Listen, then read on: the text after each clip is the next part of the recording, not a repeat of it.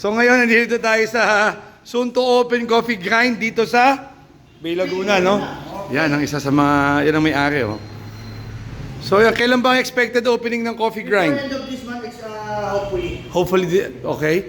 So ito ay, ang isa-serve nyo ay more on coffee, Coffee at frap. servings, mga ganon. Ano klase? May mga cakes, pang Starbucks style, ganon. Okay, okay. Sausages, may mga ganon. Okay, may mga ano din. Okay. Oo nga, sayang naman, no? I-carry nyo lahat, no? Then, Pero yung mga wala, mga fast break. likely, anong, ang ano nyo, operating hours nyo? As long as may customer sa gabi. So, nasa ano kayo, morning o magsaserve ba kayo ng brunch, lunch? Brunch before lunch,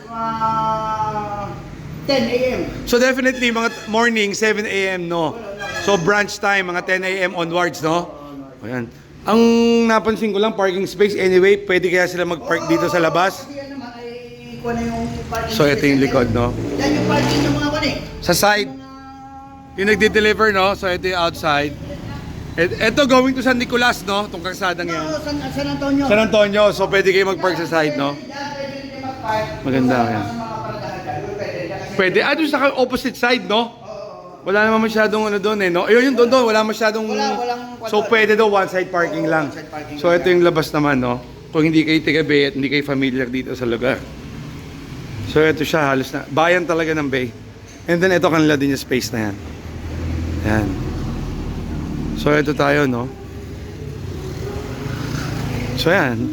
Ayun lang ang bayan ng Bay. And then, ito yung space na nirent nila. Yan. So, abangan natin.